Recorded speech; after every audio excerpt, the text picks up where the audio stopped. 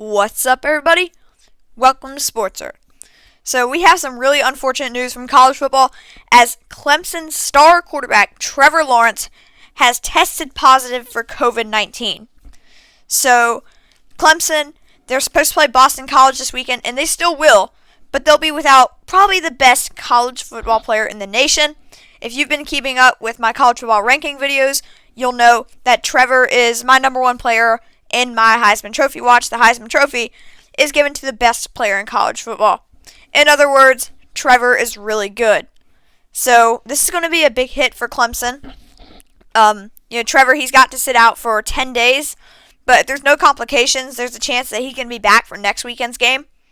He tested positive last night, so he's got days, he's got time to recover and potentially play on November 7th when his Tigers take on top 5 ranked Notre Dame.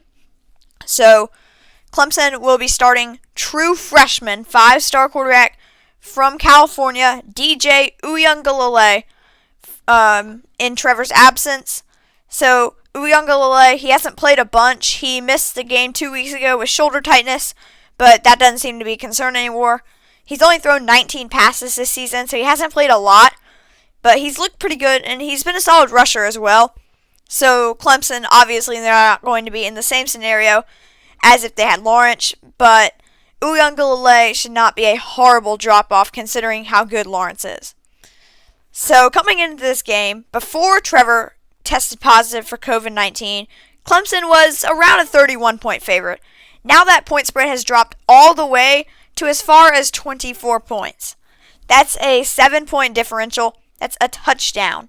So, that just shows how impactful and how important Trevor is to this team compared to their true freshman backup quarterback, DJ Uiagalelei. So, Clemson, this year, Trevor has been amazing.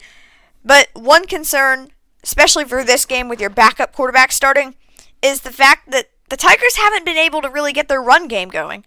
Travis Etienne has not been able to rush the same way that we've seen him do for 3 straight seasons because their offensive line has really been struggling to block, and that goes the same for the pass blocking as well.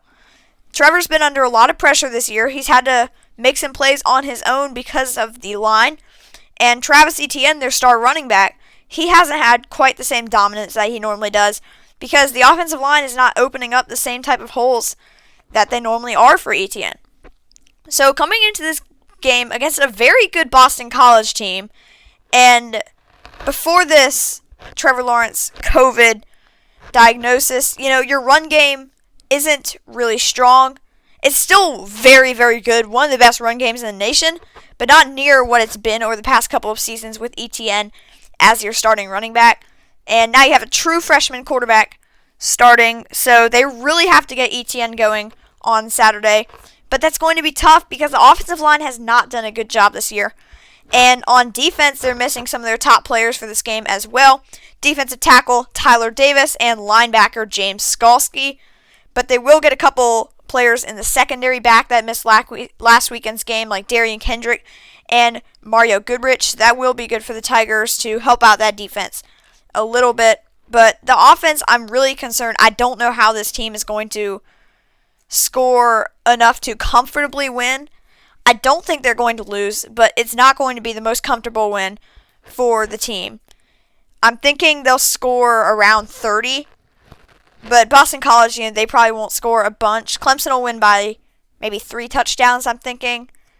They might score a little more than 30. I just don't know what to expect. But if they can get Etienne going, then this game is not going to be an issue for them. But it's just the fact that they haven't been able to get Etienne going all season. I believe that Etienne has only had 2 100-yard rushing games. I could be wrong, but I believe he's only had 2 this season. They've played 6 games. So, Etienne, he's normally rushed for 100 yards every single game, so that's a huge drop-off compared to what we normally see from him. But that's not entirely his fault.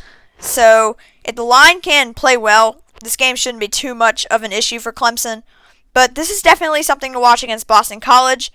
And then obviously, if they don't have Trevor back for this Notre Dame game, then Notre Dame's probably going to be favored coming into the game. But hopefully Trevor can be back for that Notre Dame game, because that's going to be one of the better games of this college football season. And, you don't want the best player in the nation having to miss any games, but especially, more than one game. So that's really all I've got for this video. My final score prediction, I'll say 35-14, because the defense, they've got a lot of pressure now to step up, knowing that the offense isn't going to be as dominant as it normally is. So I'll say 35-14 is my final score prediction. The offense is probably going to struggle a little bit early, and the defense, they'll probably have some struggles, but keep in mind how well they played against a very explosive offense like Miami.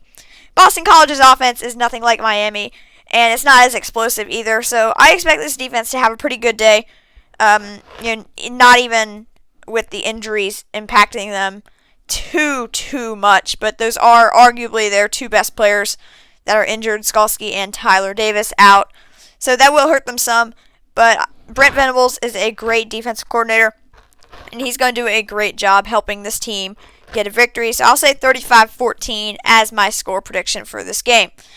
So be sure to leave a like on this video and subscribe to the channel.